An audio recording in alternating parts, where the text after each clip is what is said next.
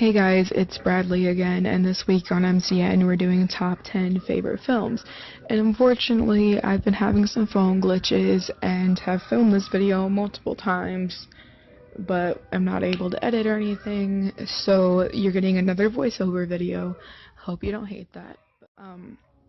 Anyway, so this is my top 10 favorite films. I'm going to give you the list starting from my least favorite at 10 going up to 1, and I'm going to give like a brief description of each one and tell you why I like them. I will include pictures of each one so that you know exactly what I'm talking about. But to start off at number 10 is Rags, which is a Nickelodeon film that I've watched a few times and really like. It's starring Max Schneider and Keke Palmer, and it has a cameo with Drake Bell, and basically it's just a really cheesy story about a guy who becomes a musician and like his music career and him meeting a girl and all that kind of cheesy stuff. And I really like it because I like really cheesy, sappy type movies. I'm just a very cheesy person. But I'm also a huge music fan. My whole life revolves around music, so it's got like some of my favorite things in it. And then at number 9 is Secret Garden, which is basically about a secret garden. It's a little girl becomes an orphan, and she goes to stay with her relatives. She meets some friends that work at the place and everything, and then she finds a garden that's all like closed off and everything. You're not supposed to go in it. It's a secret or whatever. But then she finds her way in, and it's a lot more interesting if you watch the movie than just listen to me ramble on about it. But again, then on to number 8, which is Push, which seems like a really weird title, and you're probably wondering what the hell it is. But it's a movie that's starring one of my favorite actresses, Dakota Fanning, and then Chris Evans, who I believe is Captain America.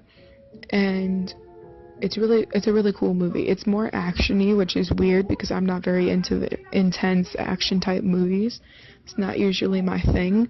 But I really like this movie, and it's got like supernatural aspects in it. It's all about people with powers and stuff, and people running from these villains and all these things. And Dakota Fanning's character plays like an edgy, angsty teen kind of character, and she can tell the future, and she has like a little drawing board that she draws all of her visions on. And Chris Evans' character, I believe, has telekinesis, where you can move things with your mind, and then there's people with all sorts of other types of powers, and there's people who use it for good and people who use it for bad, of course, and it's a lot more fun if you watch it than listen to me talk about it. Anyway, on to number 7, which is another music-themed movie that stars a very great person in it who I wish was still with us, and that is Robin Williams. And the movie stars him and also, I believe, the guy who plays Norman Bates on Bates Motel. But it's him as a child, obviously, and it's called August Rush, which is a really good movie. It's all about music, and it's another really cheesy one, but basically, Norman Bates' character is a little kid who's an orphan, and he's trying to find his parents, and Robin Williams is helping him out and stuff, and they find his parents through music. Number 6 is kind of a more funny one, which is Sailor Moon Black Dream Hole, which, if you've ever seen Sailor Moon, you should know what this is.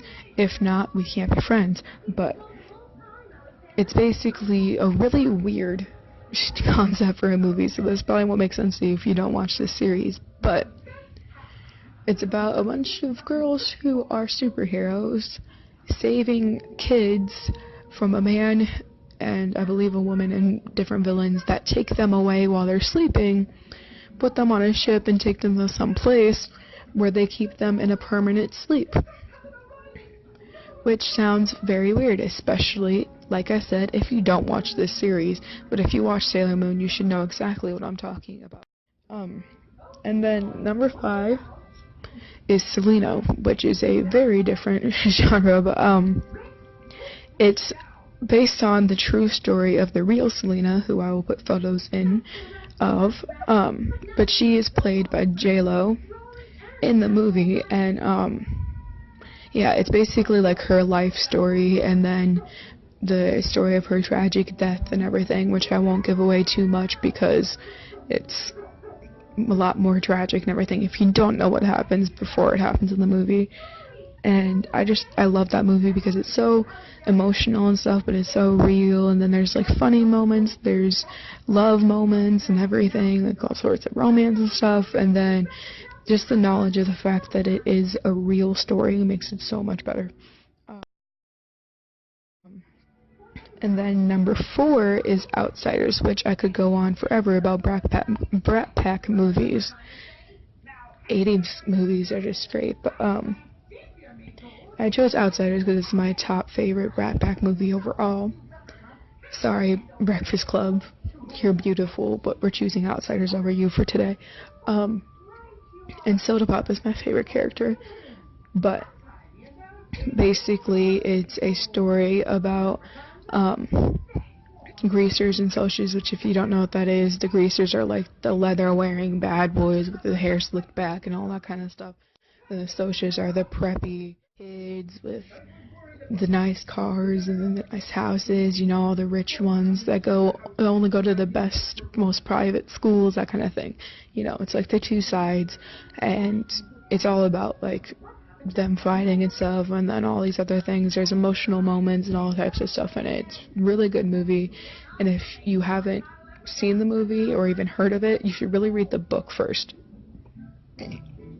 The book is much better, but the movie stays pretty true to the book besides a few things. There's like on to number 3, which is Hide and Seek, and I put this on my list because it's my actual favorite horror movie, and once again has Dakota Fanning in it.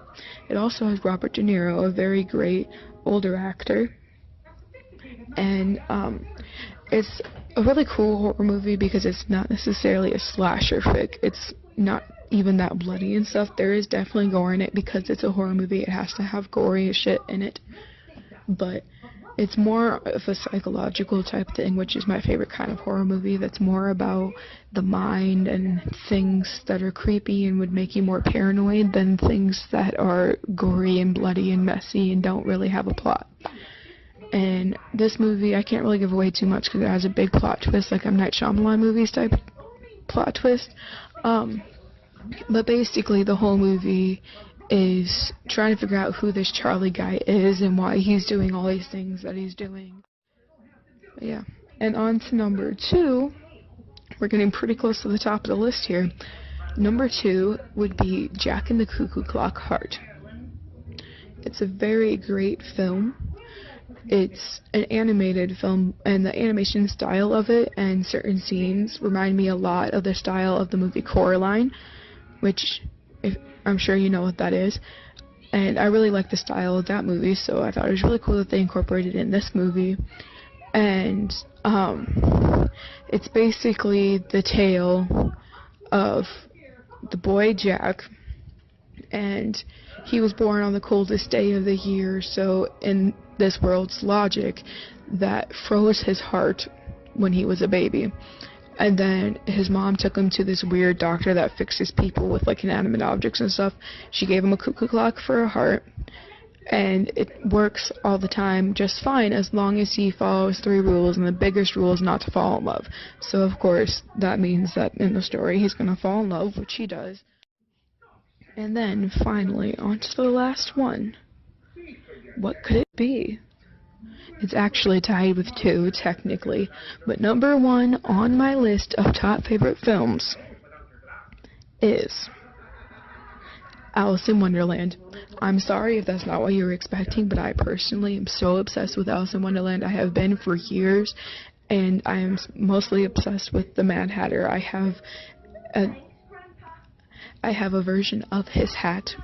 I created his hat out of clay once, and I correct other people's accuracy when it comes to references to the film, to both films. I chose both films for number 1. And I actually know one person who hasn't seen those movies, and it hurts me inside. So, yeah, that was my list, and if you haven't seen any of the films on this list, please go watch them. I beg of you. But yeah, I hope that you enjoyed this, even if you don't necessarily agree with my list, because I'm sure there's going to be somebody who doesn't. But yeah, those are my top 10 favorite, and I hope you liked it. Facebook. Yeah, I'll see you guys next Wednesday. Bye.